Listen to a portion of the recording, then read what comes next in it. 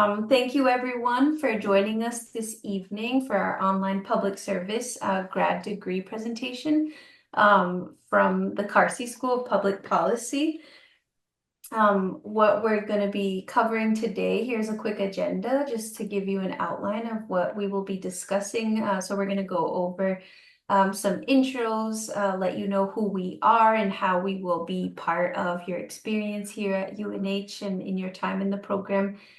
We are going to share with you some really detailed and important program information so you get a clear understanding of what it is that you're really going to take away from your time in the program. We're going to talk about potential careers. I will cover university information, just high level, what sets UNH apart from perhaps other schools you might be seeking out. And then we're going to go over program structure. What does that look like? Discuss the application process, how to submit your application. We are going to be sending out sort of a fun surprise at the end as well. So if you can hang on with us, we will try to get through this as quickly as we can.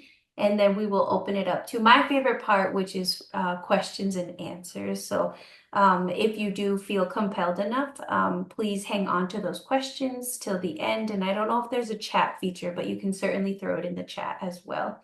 And just as an FYI, we are recording this session.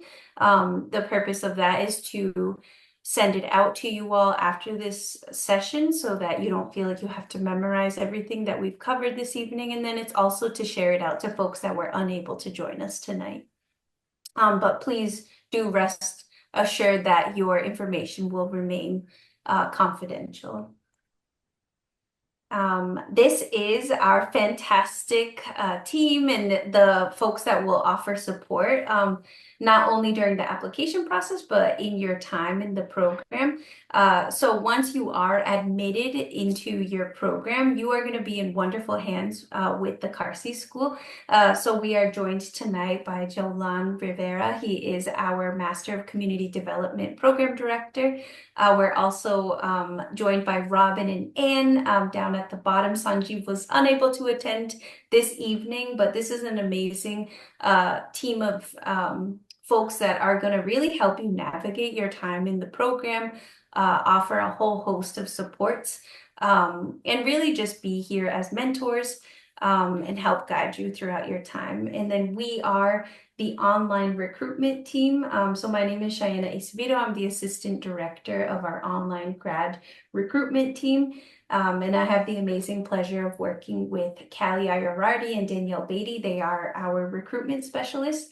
Danielle Beatty specifically is the recruiter for all Carsey School programs. So if you have already inquired, you probably have already received a phone call or an email from Danielle at this point. And this is some high-level information about the Carsey School, the skill sets that you will gain in your time in the program. Jolan, I don't want to butcher this, so you could totally jump in and help me out here to really showcase the high-quality education that you'll receive once you're in the program. Thanks, Cheyenne. Again, folks, good evening. My name is Jolan Rivera. I am the program coordinator for the Master of Arts in Community Development Policy and Practice, as well as a senior lecturer in the program. So as Cheyenne said at the start, this is really a webinar that talks about careers in public service. There are different ways to look at it, but specific to the programs that we're going to be talking about today, when we say public service, I think one of the operative terms is public, isn't it? We're not serving individuals. We're not serving individuals as consumers of private goods, but rather consumers of public service. So when we say service, it is something that we don't really directly pay for, isn't it? Perhaps we pay for certain services provided by government, but we pay it indirectly, let's say through taxes. Nonprofits provide services to us. We kind of pay for very indirectly through donations, etc. But at the end of the day, when we say public service, this is a set of services that are aimed to improve people's lives in communities that are most needed, that need this most. So we hear a lot when it comes to news today, isn't it? Like a lot of like negative things happening, communities suffering, people fighting, a lot of like poverty, etc. But the good news is that communities, if we look at them deeper, even if we look at the communities that we belong to, there is a lot of hope, isn't it? In fact, communities on their own are creating changes for themselves. However, in certain instances, there are communities that would require a little bit of support when it comes to enhancing or hastening the process of change. And this is where the Carsey School comes in.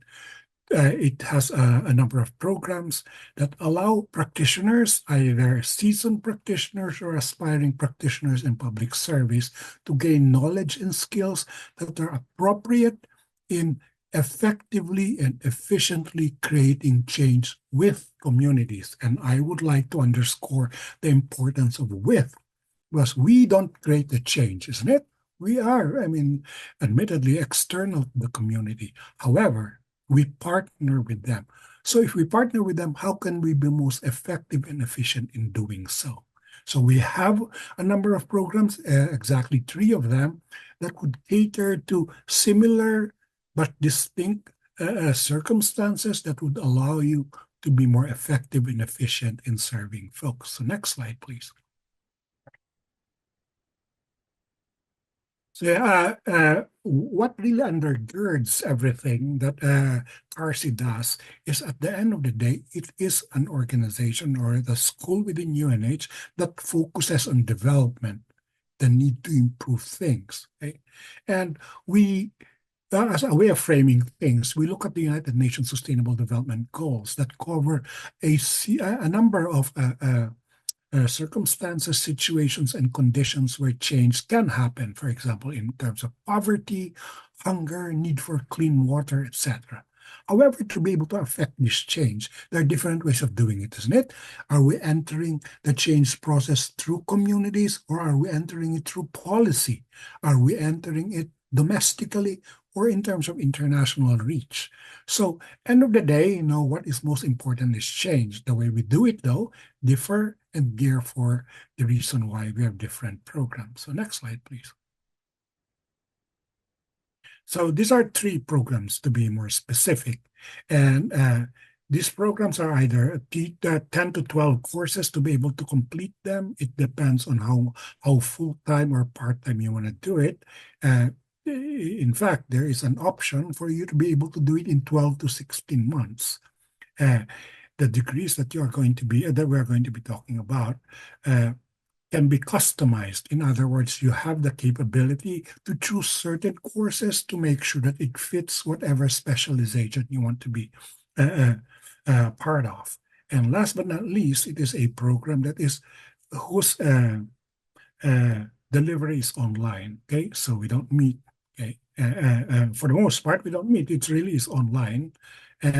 And it can be done both asynchronously and synchronously. I will make the difference between the two as we go along. But the more important thing is that it is actually an online program. It does not require your physical presence at the UNH campus in Durham, New Hampshire. That said, you will be provided with optional opportunities to do so if you want. But just to underscore the fact that this really democratizes, isn't it, the ability to gain knowledge and skills, because you don't have to have all the wherewithal resources to be able to be here. You can actually do it online. So next slide, please. So this is a typical structure of academic calendars. It differs a little bit depending on the program you're taking, but all of our programs, our online programs at the Carsey School, are 8-week terms. Okay, in other words, they are intensive. Okay, a term is composed of 8 weeks. You complete it from week 1 to week 8. And how does it go? In the fall term, we have 2 terms. The first one is from late August to mid-October. So that's our fall term 1. Then fall term 2 is a week after the end of fall term 1. Term 2 starts, which is typically like towards the end of October until like around a little bit more than the middle of December, like around December 2021. And that would be 8 weeks to complete your second term. And then there's going to be a month's break in between. And then we have for the spring term starts like around 20th, 21st of January until middle of March. So that's another 8 weeks that will be your term 3. And then another week's break between spring 1 and spring 2. And that would be, oops, a little bit, a slide disappeared. Yep, so the term 4 is between like around end of March to around middle of May. Then there's a week's break, and then we get the summer term, which we refer to as term 5, which is between the end of May and around the first week of July, right around. After that, there's a month's break before we get into August again. Okay, so this is the general structure of our programs. There are 8 weeks, and there are breaks between terms. We refer to them as terms, not semesters. Because typically when we say semesters, fall semester, they're just one. At UNH Online, we have a couple of terms per semester or per fall or spring. And next slide, please. So let's begin with one of the 3 online programs at Carsey. It's called the Master in Community Development. So if you are thinking of creating change with partners in the community, and your entry point is the community, okay, to be able to partner and create change. In other words, really working at the micro level. Then the Masters in Community Development, which we will refer to as MCD, should be the course for you. So it is 14 months. Okay? You can complete it in 14 months if you take a couple of courses every term. And it provides you, the seasoned practitioner, or if you are an aspiring development practitioner, it is also a degree for you, with knowledge and skills that would help you to be effective in partnering with communities. Typically, when we say partnering with communities, it's not just you, it's typically you and the organization you work with. And what types of, and then you don't only work directly with the community, you might also be working with organizations in the community or organizations that serve the community. So as a community development practitioner, what are the skills that you need? There are a number of them: development finance, organizational management, fiscal policy, policy in general, project design, management, and evaluation. End of the day, it makes you both effective and efficient. When we say effective, are you creating change with the community? When we say efficient, are you doing it the right way? Are you not wasting resources? Are you not wasting the time of your communities? That's why you need these courses. Next slide, please, Shiana. So here's just a typical curriculum that the student goes through. I will not get into the details, but end of the day, if you decide on a master's in community development, you will be taking 5 core courses, 4 capstone courses, and 3 electives. When we say core courses, it's almost like what are the fundamentals that you need to know to be able to be an effective and efficient community development practitioner. It goes from theory in term 1 to something that's more organizational management related in term 2. In term 3, you take economics and development. How is your understanding of economics going to help you be more effective in working with communities? And then you have fiscal management. How do you deal with grants? How do you manage your budget, etc.? And then towards the end, you'll take a policy analysis course. How do you, as a community development practitioner, be effective in understanding policy? How do you work to advocate for certain policies? How do you work to actually enshrine policy in law? And then when it comes to capstone courses, you take 4 courses to be able to develop a community development project in a real community. So you go through 4 courses from design to planning, implementation, monitoring, and evaluation. And there's a slew of elective courses, okay? Strategic communications, leadership, global governance, etc. You will have the opportunity to look at these things in a more detailed way when you go back to the recording, which we will be making available to you. End of the day, it is 12 courses, which is equivalent to 36 credits that can be completed within 14 to 16 months. That said, it depends on the pace by which you want to complete things. It can also be completed more than 16 months if you want to do it on a part-time basis. Next slide, please. So here are potential careers. By the way, those two folks at the top right part of the photo of the slide are actually graduates of the program. One is an executive director for an organization, community-based organization. One is the vice president for a community development finance institution. Other than this, you could be a community development director, a nonprofit manager, someone who works overseas as a development officer, or someone that works at the economic department, let's say, of a government entity, or maybe a community engagement coordinator, as well as other potential career paths that you can see in this slide. So next slide, please. Now, the second program that we would like you to consider with CARSI is the Masters of Public Administration, or MPA. I think a succinct way to understand this is the notion of administration, isn't it? When we say administration, how do you administer things? How do you run a local government? How do you manage the budget of a local government? How do you deal with policies of a local government? Or it doesn't even have to be local, it could be statewide. It could even be not a local government unit, it could be a government agency, okay? Perhaps an agency that serves, for example, social work, etc. But at the end of the day, part of the service is to be able to efficiently administer a unit.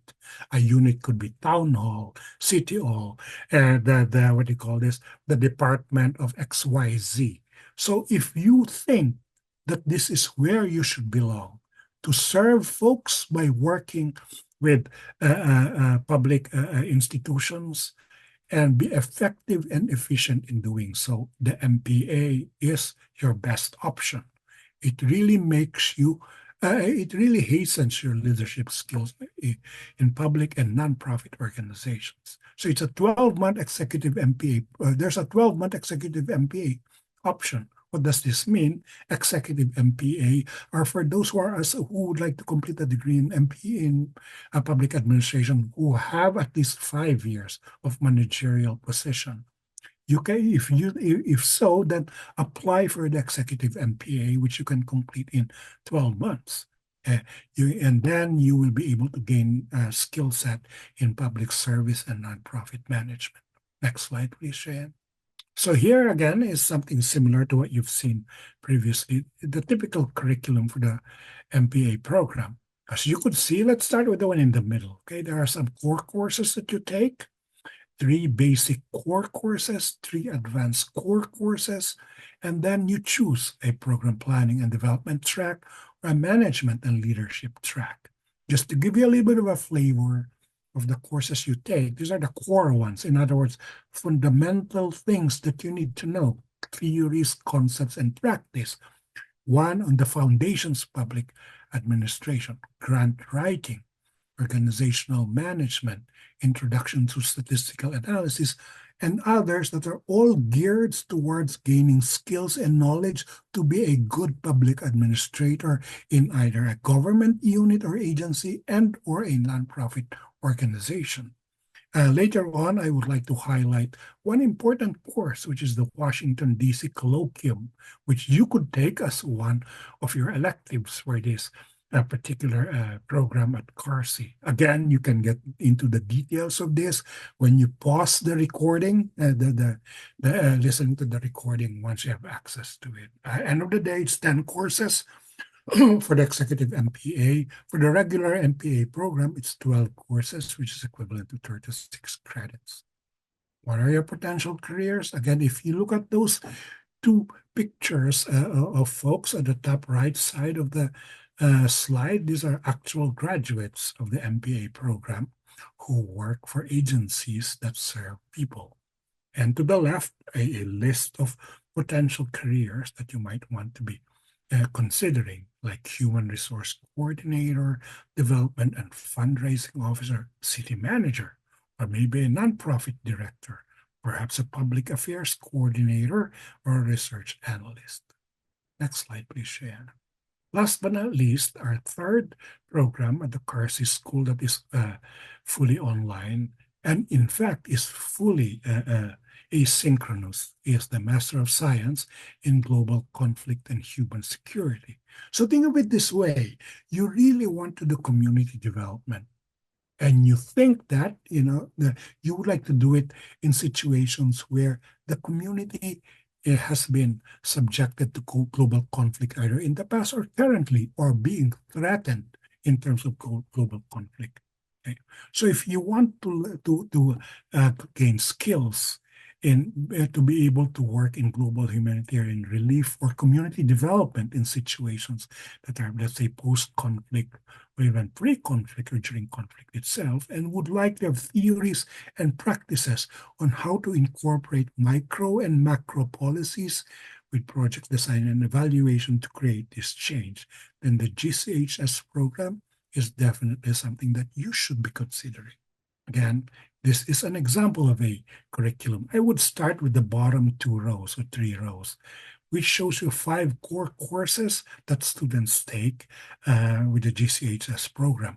You will take courses like International Development and Human Security, Conflict and Human Security, Global Governance, Policy Across Borders, and Sustainable Development, looking at the intersection or nexus between gender and environment. So you could already sense, isn't it, from these core courses, you are required to take them, that the program really gives you a very good understanding of global conflict, security, and community development. And not in that order, okay? Sometimes the approach really is community development and situate community development in, in certain situations. You have one elective course, and then you either take the project management track or do the policy and administration track. And the time is too short to get into the details of this, and that's why it's important to get in touch with Cheyenne, Robin, and other members of our program to learn more about it. I can guarantee you that would be a very exciting way for you to be learning about these things.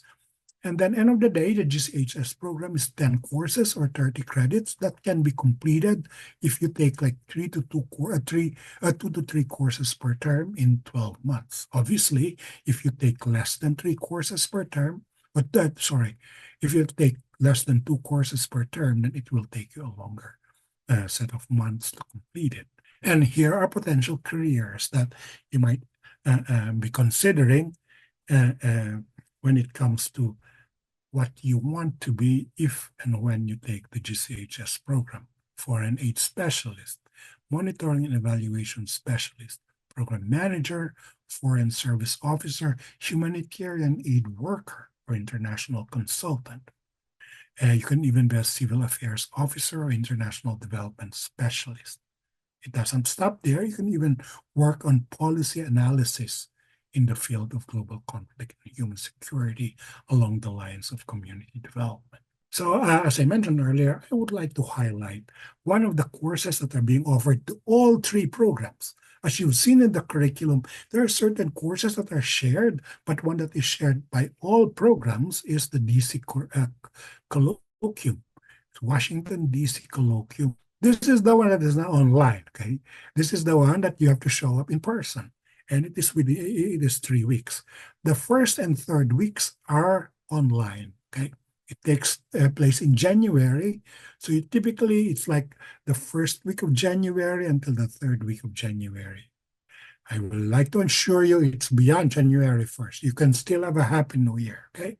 So after that, whatever is the Monday following January 1st will be week 1, where you as a group of students will meet with your professor online to to prepare yourselves for week 2. Week 2 is going to Washington, D.C.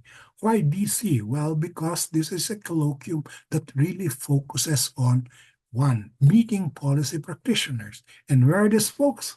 A lot of them are in DC. So to maximize that, we are going to be in DC to meet policy practitioners to learn about career paths across multiple sectors, discuss the current policy landscape, and connect with working professionals for networking and career building opportunities. That's a whole week, like 5 days or 4 to 5 days that you are in DC. Here to the left, folks, is a photo of one of those classes that actually went to DC. If you look at them, they're a little bit bundled up. Well, because it's January and it's cold in DC. But it's a hot program, okay? The learnings that you will have is really going to warm up your minds because it opens up options for you in terms of real life situations brought to you by real life persons talking about policy. You will be visiting offices. You will be meeting folks that work in DC to learn a lot about policy, how it is created, applied, and also can be advocated for. The third week, you come back to your own. You don't even come back to New Hampshire because you're never going to be in New Hampshire. You will actually go back to wherever your home base is and to start to document your experience.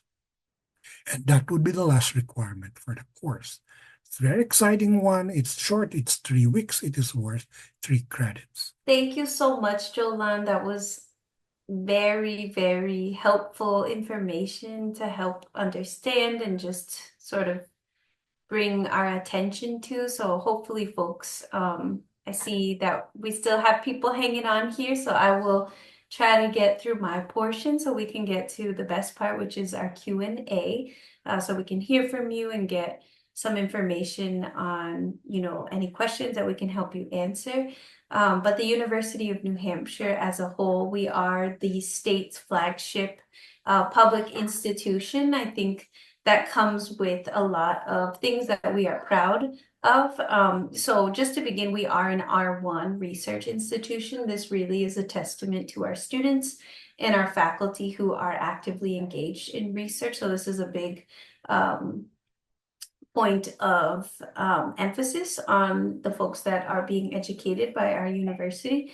And then we really focus on a small class size experience.